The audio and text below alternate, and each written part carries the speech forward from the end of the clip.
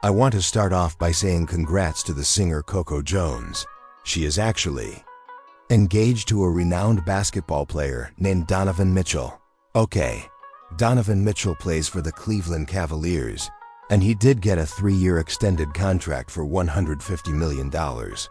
Okay, I mean, there are just some extra small touches, but Coco really did nab herself a decent one. And Donovan seems like a decent dude. According to People, they were dating for 2 years, so their relationship has been very low-key. A lot of people didn't even know that they were truly together, but I sort of knew that they were together since I do recall that they were spotted at Usher's performance, and Coco looked like she was trying to avoid being put on the spot. And she was questioned about it on Club Shay Shay too. That was going on about you and Donovan Mitchell. What rumor? I mean, y'all showed up at the car. I mean, you said it wasn't nothing, but I think it's odd holding hands, dressed alike, going to I'm just saying, it could have been innocent. You know what? I love the internet because they definitely clock my tea. I love that. That's a little spies everywhere. I feel like I'm in like a detective movie. But you know what? I'm happy, and I will say my music is the outlet that I use to tell most of my stories and my truth, and some things I keep for myself because this is my life too. But yeah. Secrecy is not what I prefer. I don't want to ever feel like I have to be somebody's secret. I don't want to make anybody feel like they're mine. I think for me, I'm trying to protect myself. Right. And I'm trying to protect, my family and whoever I love. And so, yeah, I am more private. Also, I just feel like I give so much. Right. I work so hard, and I will always do my part on the business side, on the Coco side, on the singing side, on the acting side. So why do I also have to give y'all, something that is sacred to me when I give so much on that side, Yeah. I just feel like it has to be balanced. Otherwise, it's not fair. Then what do I get from me? Right. I loved Coco's answer to that, and I actually admire the idea that she and Donovan kept their relationship quiet. It's evident that they were really dating with the intention. They weren't dating to be seen, since if they wanted to pop out together and be seen everywhere, they could easily do that, and it wouldn't be an issue. It wouldn't be, but they opted to keep things private. And the fact that they hard-launched their relationship with an engagement announcement is a stretch. And Donovan proposed to Coco just after she finished her sold-out tour for her album. Why not more? I heard her tour was really fantastic, by the way.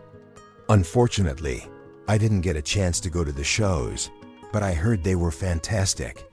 But either way, I'm just pleased to see two black individuals, wonderful people, come together and be married. I want to see more of it. I believe it's wonderful, and I really wish Coco and Donovan all the success. I'm genuinely thrilled for them. And I thought it was so nice to learn that Russell Wilson and Ciara actually helped organize this engagement for Donovan and Coco. Russell Wilson stated, "Ciara and I are really delighted for you two lovebirds. Thanks for enabling us to organize this with you, Speeda, using West to East Lux. So Russell and Ciara are out here getting people married, y'all." They actually helped the singer Normani and her NFL boyfriend, DK Metcalf F, get together and become engaged as well. So I think it's so sweet that Ciara and Russell are helping folks get married, especially black couples. And I think that's terrific, I truly do. So shout out to Ciara and Russell. And also, once again, congratulations to Coco Jones and Donovan Mitchell. I wish them all the best. I'm really pleased for them. Now, I'm Megan Thee Stallion, dating Klay Thompson. Want to discuss Megan Thee Stallion going public with her new NBA beau, Klay Thompson. At first, she was dating Torrey Craig, but she is no longer with him. She moved onto Klay, and she posted some images on Instagram with Klay sitting in the background. And Klay himself confirmed that they were dating by uploading images of them together. So I believe this is actually a good appearance. Now I don't know how serious they are. And I do hope that there's no drama in this relationship, but I believe it works. I think when a music artist joins together with an athlete, for some reason, it simply works, at least on the surface. It's good publicity. So I suppose Megan understood what she was doing when she got Klay. And also, She understood what she was doing when she shared the pool image because she did it for a couple of reasons. For one, she wanted people to plainly know that she's dating Klay Thompson. Klay is a veteran NBA player. He's successful and a better profile athlete. So I think Megan probably regarded it as a nice appearance to be seen with him. She also may have been sharing this to raise attention to her new swimsuit. So this was also a promotion, but also this was a diversion as well. This was a tremendous distraction since right now Megan is going through a legal battle with her former cameraman, Emilio Garcia, and he accused her of not paying him his wages. He also accused her of subjecting him to a hostile work environment. He also alleged that she had intercourse in front of him in a moving automobile during one of her girl outings. And he remarked that it was uncomfortable for him to witness as a gay guy. And after the encounter, she reportedly hounded him and threatened him. So they were kind of pretty outrageous claims. And Megan and her legal team did come out and claim that these charges were untrue, and they sought to get this lawsuit dismissed. But the court is letting the case to move ahead. So this is not really the ideal publicity for Megan right now. So it's no wonder that she popped out with Klay Thompson to overshadow kind of what's actually going on behind the scenes. And apparently, there was some Megan and Glorilla involved in the Ass Doll and Cuban Doll feud, or reported tea that was spilled. In fact, Megan's buddy, so-called friend, and rapper Doodall spilling some supposed dirt about Megan to another rapper named Cuban Doll. Now, Cuban Doll got online and started exposing Asian since they fell out.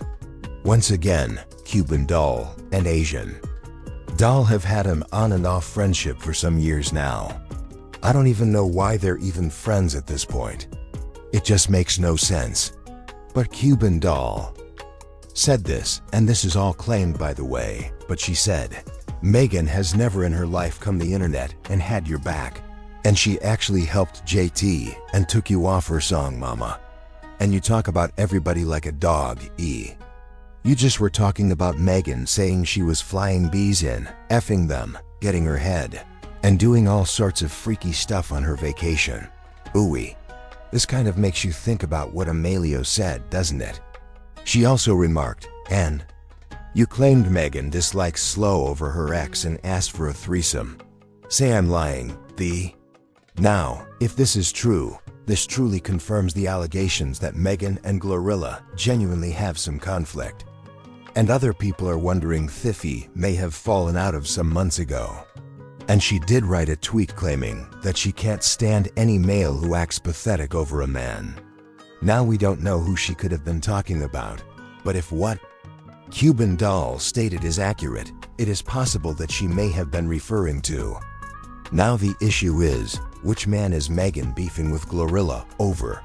Who could that be? Well, some people say it's over Megan's ex Momoni bag. Oh, but I don't believe that. I honestly don't believe that. And some were saying it was about Megan's ex-boyfriend. I also don't believe that either. But the whole story in itself is quite convoluted. And I think Megan needed a nice diversion. So this is why she popped out with Klay. Ochi argues that there are no superstars in the current generation. Thompson. Now going on, I want to briefly talk about this. The artist Doechii had an interview with British Vogue, and she remarked that there's no real superstar of our age.